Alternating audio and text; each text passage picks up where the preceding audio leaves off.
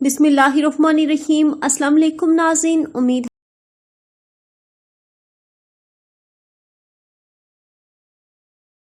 Visa अब भी कारामद है या नहीं, इसके बारे में बताऊंगी। क्या आपका वो 22 मार्च से पहले वीज़ा लगा हुआ है, अब वो कारामद है या नहीं, इसके बारे में डिटेल से बात करेंगे। लेकिन उससे पहले वीडियो को लाइक करें, चैनल पर नए हैं सब्सक्राइब करें और वीडियो को ज़्यादा से ज़्यादा शेयर कीजिएगा।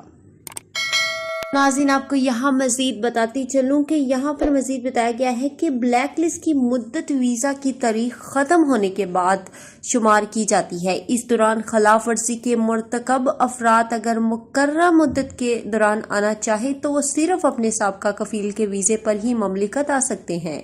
मज़कूरा कानून सिर्फ कारकुनों के लिए है। ताइबीन ज़ेर कफ़ालत अहले खाना इस कानून से मुस्तस्ना है। मज़कूरा कानून काफ़ी अरसा कबल फैमिलीज़ पर भी लागू होता था, ताहम कुछ अरसा कबल फैमिलीज़ को इससे मुस्तस्ना करार दे दिया गया है, क्योंकि गैर मुल्की के अहले खाना ममलिकत में किसी किस्म का काम नहीं कर सकते। इनके अकामों पर यह तहरीर दर्ज होती है कि पैसे या बगैर पैसे काम नहीं कर सकते। गैर मुल्कियों के ज़ेर कफ़ालत, जिन्हें अरबी में ताइबीन कहा जाता है, इस खरूज-ओ-उद्दा की खिलाफ वर्जी रिकॉर्ड नहीं होती। वो जब चाहे दोबारा ममलिकत आ सकते हैं। और मज़ीद यहाँ आपको बता दूं कि ममलिकत आने के लिए कारामद वीज़ा और वो 22 मार्च टेस्ट रिपोर्ट है, जिसमें कोविड-19 नेगेटिव रिपोर्ट लाजमी है। तो ये थी आज की वीडियो। उम्मीद करती हूँ आपको वीडियो अच्छी लगी होगी। अगर आपको वीडियो हमारी पसंद आई है तो प्लीज़ लाइक करें, चैनल पर नए हैं सब्सक्राइब करें और वीडियो को दोस्तों के साथ ज़्यादा से ज़्यादा शेयर कीजिएगा।